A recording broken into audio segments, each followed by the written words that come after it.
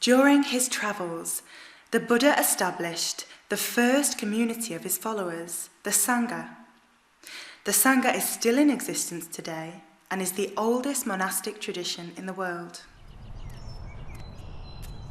The Buddha established the Sangha so as to create an environment that was free from everyday household responsibilities, thereby allowing members to concentrate solely on the Buddha's teachings.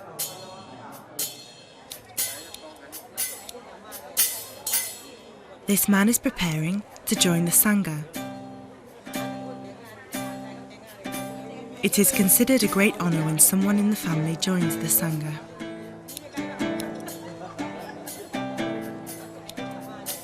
By becoming ordained, members of the Sangha effectively renounce the everyday life of a layman and live a life governed by the adherence to strict vows.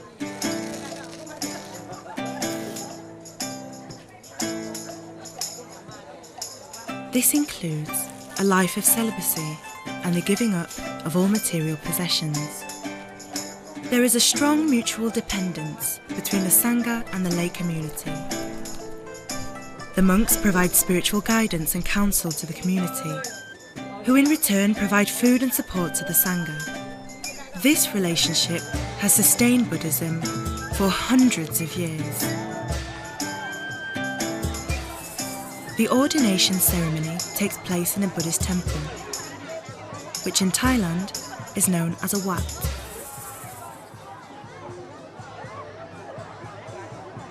All Buddhist temples contain an image or a statue of the Buddha. Becoming a monk in some Buddhist countries is not a lifelong commitment. Many can and do leave the Sangha after a certain period of time.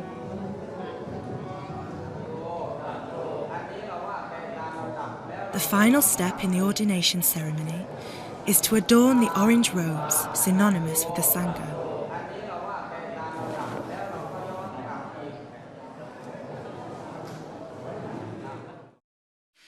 When the Buddha died, his body was cremated and his remains divided into 8 different urns. Simple burial mounds were built over the urns. They became known as stupas, and they have become religious shrines for Buddhists. Stupas today have evolved into beautiful examples of Buddhist architecture. Some of the stupas are said to contain remains from the Buddha himself. And every stupa contains relics or sacred texts from important teachers of Buddhism.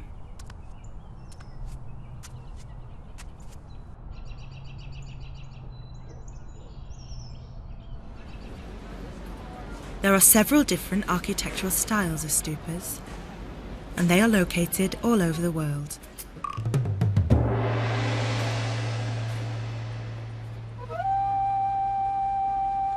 Stupas have also been erected where important events in the life of the Buddha took place.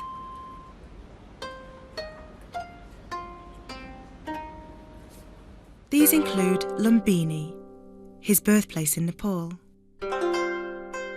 Bodh Gaya, where he gained his enlightenment; Sarnath, the scene of his first sermon; and Kushinagara, where he passed away.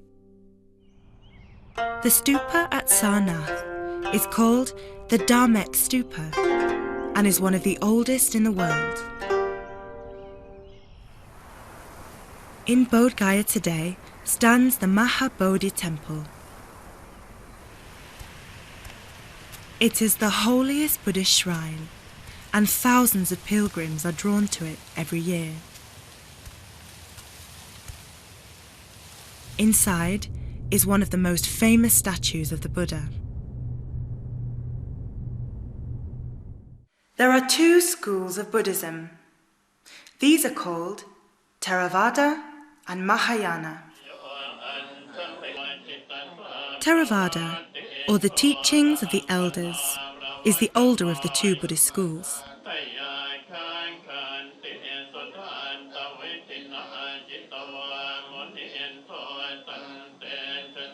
Theravada is the dominant school of Buddhism in mainland Southeast Asia.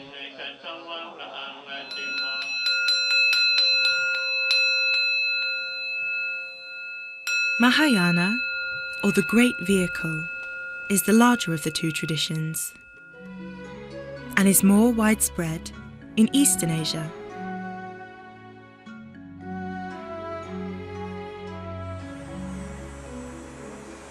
The two schools fundamentally agree on the teachings of the Buddha.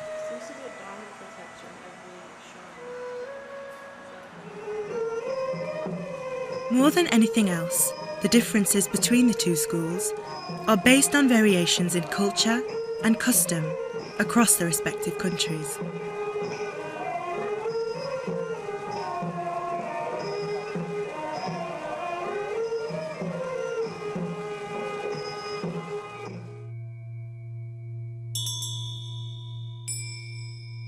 The belief in many Bodhisattvas is perhaps one of the main things that distinguishes Mahayana from Theravada Buddhism.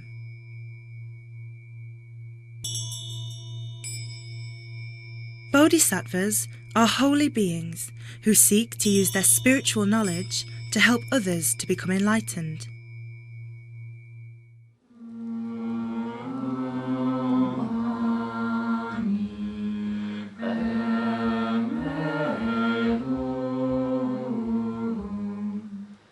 Om Mani Padme Hum is a popular mantra in Mahayana Buddhism. It means, O thou jewel in the lotus.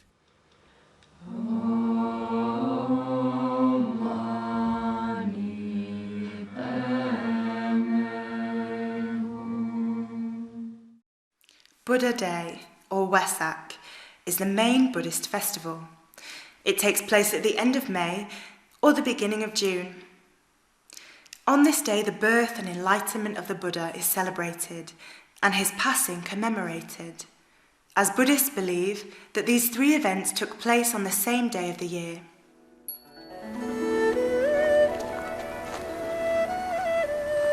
These Buddhists in Iceland walk 3 times around a stupa, led by a Buddhist monk.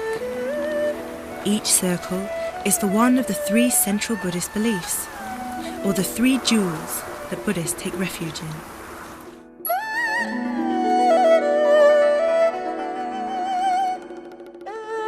The first jewel represents the Buddha.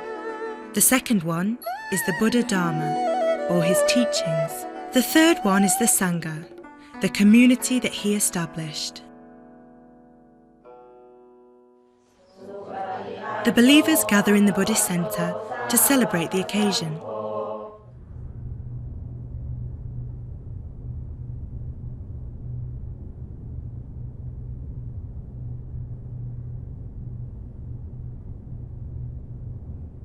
A monk gives a blessing.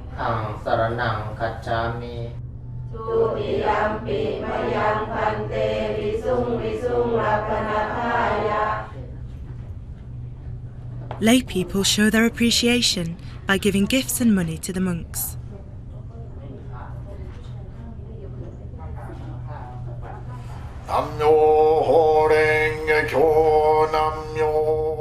The Buddha's teachings, which were first spoken some 2,500 years ago, are affecting millions of lives today.